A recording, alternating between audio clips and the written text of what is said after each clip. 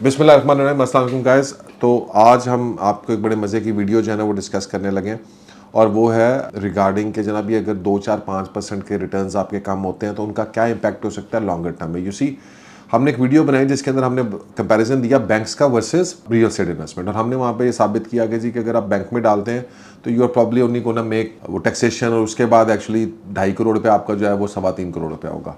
However if you invest in real estate और in other some other places तो आपका जो इंटरेस्ट है वो 2.5 करोड़ रुपया वो 4 करोड़ रुपया भी बन सकता है और 4 करोड़ से ऊपर भी जा सकता है। सो उसके अंदर एक रिबटल आ जाता है कि जी यार कोई नहीं यार वो बैंक द कन्फर्म है ना, बैंक तो कन्फर्म है। So yes, if you want to be an average person it's confirmed, it's safe. I don't know any person really जिसने जो मुझे कहे कि मैं बैंकों में पैसा रखा के बिलियनर हो गया हूँ। अगर आपको पता है तो मुझे बता दें, ठीक है जी। लेकिन अभी तक कोई ऐसा बंदा आपने देखा नहीं होगा जो कहेगा मैं बैंक का पैसा रखा ऐसी तो मैं बिलियनर हो गया, बिकॉज एक वो देता है। सो और प्रॉब्लम क्या है कि शॉर्ट टर्म टाइम फ्रेम के अंदर जो है तो वो अच्छा लगता है और आप कहते हैं 50 लाख रुपए गया ना, मैं क्यों रिस्क लूँ। बट मैं आज आपको बताना चाहता हूँ आप रिस्क क्यों लें, क्योंकि जैसे ही जब आप अपनी इस माइंडसेट को जो ग्रोथ माइंडसेट को जो है वो 5% का भी फ़र्क डालते हैं तो ज़िंदगी में ये बहुत बड़ा फ़र्क बन जाता है। आपके पास ज़िंदगी के अंदर कितना टाइम है, you don't have an unlimited amount of time.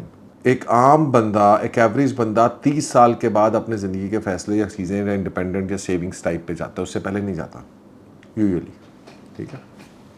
Smart लोग चले जाते हैं जल्दी, वो टाइम वैल्यू ऑफ मनी का एक कॉन्सेप्ट हमने पूरा आपसे एक्सप्लेन। लेकिन लेट्स सपोज कि आप 30 साल की उम्र में जाते हैं और आपके पास 60 साल की उम्र तक आपके पास टाइम फ्रेम है जिसमें आपने अपना पैसा कमाना है। अब हम इसको कैलकुलेट ये करेंगे कि अगर 60 साल की उम्र में और आज आपको मैं अगर 1 करोड़ रुपया दे दूं और वो आप 15% के हिसाब से कमा रहे हो, ठीक है जनाब, और आप 20% के हिसाब से कमा रहे हैं और आप 10% के हिसाब से कमा रहे हैं, तो 3 रेशियोज। जितना 10% वाले भी तो लोग होंगे ना, जो जब 12-13% पे बैंक का आ जाएगा तो लोग 10% भी नहीं ले रहे होते, 9% ले रहे होते हैं, तो वो भी तो लोग हैं ना। तो वो किधर होंगे 30 सालों में, 15% वाला किधर होगा, 20% वाला किधर होगा, 25% वाला, और ये फिनोमिनल फर्क आपको पता चलेगा। So what we going to do, यहाँ पे हमारी इनिशियल इन्वेस्टमेंट आ गई 1 करोड़, इंटरेस्ट रेट कितना आ गया, 10% वाले को पहले निकालते हैं, ठीक है। टाइम ड्यूरेशन कितनी है, 30 ईयर्स, और हमने monthly 12 per year, right.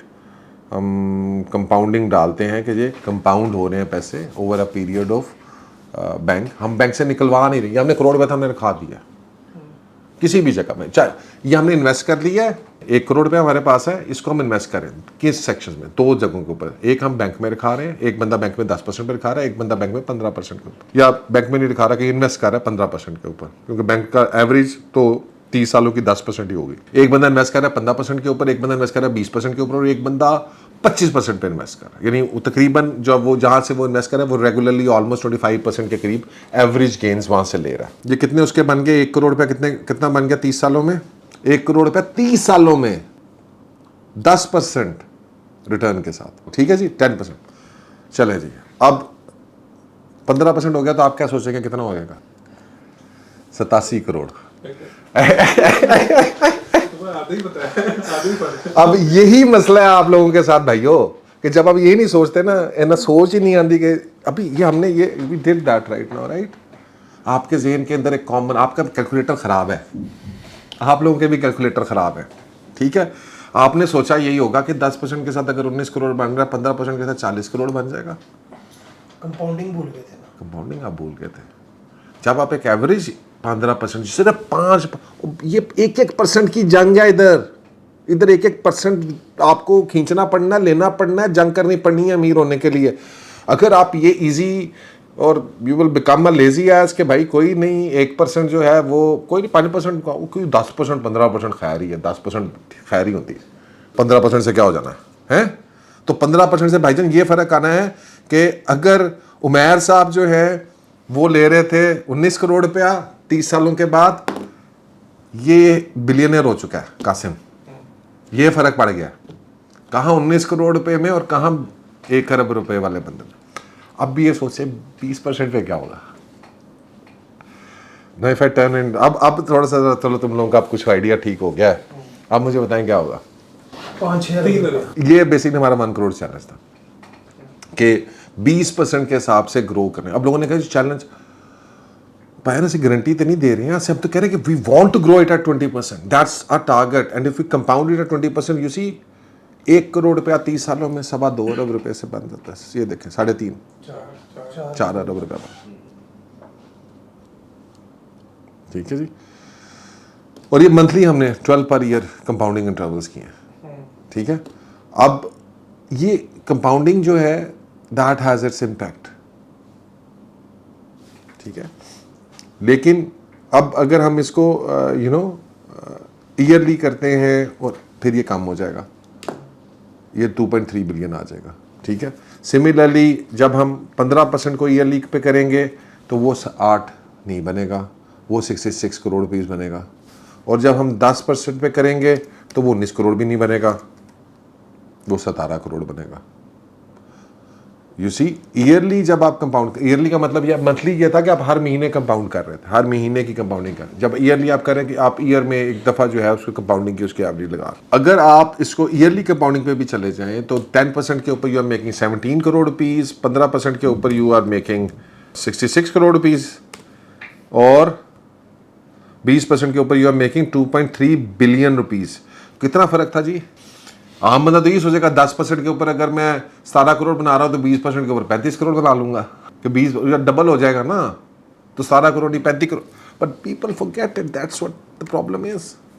But it's not, it's 2.3 billion yearly compounding पे ना। हमने उसको वो मंथली कंपाउंडिंग पे सिर्फ just for the sake of difference हमने किया था, लेकिन एक्चुअल तो अगर रियल एस्टेट के अंदर आप इन्वेस्ट कर रहे हैं तो आप ईयरली कंपाउंडिंग के ऊपर फोकस करेंगे। अच्छा, फिर मज़े की बात यह है कि अगर आप यही पैसा बैंक में रखाते हैं तो आपको टैक्स देना ही देना है, because that's money you are making and that you have to pay taxes. Real estate के अंदर आपकी टैक्स एग्जम्पशंस हैं।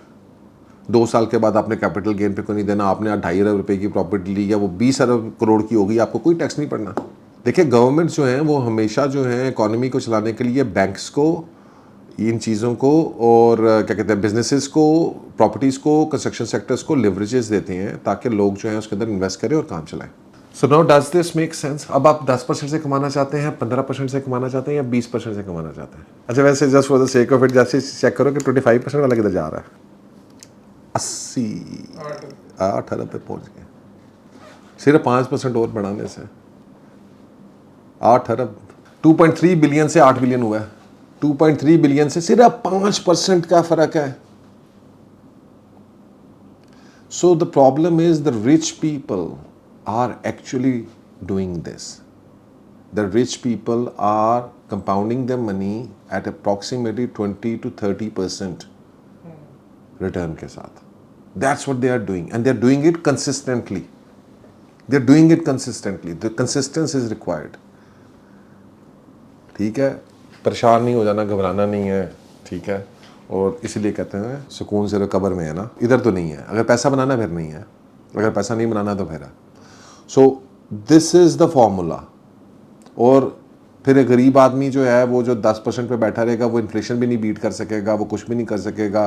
वो 19 करोड़ के बाद बेचारा वही मोबाइल रखा होगा उसने, क्या यार करोड़ सी हो तो 19 करोड़ गया है, करोड़ सी हो तो 17-18 करोड़ गया है, लेकिन पैन गड्डी मेरे को आज भी होंडा सिटी ही है, बिकॉज उतनी होंडा सिटी थी, उतनी हुई थी, ठीक है। मैं उधर ही ना हूँ, मैं अपने उस सर्कल से बाहर नहीं निकल सका। So this is the problem. 10% के ऊपर तो पाकिस्तान में आपकी इन्फ्लेशन नहीं बीट होती, तो एटलीस्ट आपको 15% तो चाहिए। एटलीस्ट आपको 15% कंपाउंडिंग के ऊपर करते, और 15 से 20% और 25% should be the aim, right. तो 20 से 25% should be the aim. And बात यही है कि जनाब aim for the sky, I am not saying कि यार हाँ ये लगता है बड़ा पॉजिटिव है, but actually I've seen people who have done this over a period of time again and again, and they have been consistent, और उसके अंदर ये एवरेज आउट निकलती है चीज़ों की। किसी जगह के ऊपर वो 20% कमाते हैं, किसी जगह वो 50% कमा लेते हैं, किसी जगह पे 10% कमाते हैं, किसी जगह पे 30% कमाते हैं। The average eventually is around about, जो मैंने इधर रियल एस्टेट इन्वेस्टर्स के साथ जो टाइम स्पेंड किया है, it tells me they're making somewhere like between 20 to 30% per annum on their investments. That's how they're growing their money. That's how एक आम बंदा भी जो है, जिसने 10 करोड़ पर लेके इस मार्केट में आया था आज से 20 साल पहले, वो अब 1.5 अरब रुपए की अपनी इन्वेस्टमेंट्स और वो बना चुका हुआ है। टाइम लगता है, एकदम से नहीं होगा, ओवरनाइट नहीं होगा। That's all. I hope this has help you understand कि जी हाउ कंपाउंडिंग वर्क्स और वाई ये जो 5% है ना, that's everything actually. Take care and अल्लाह हाफिज़।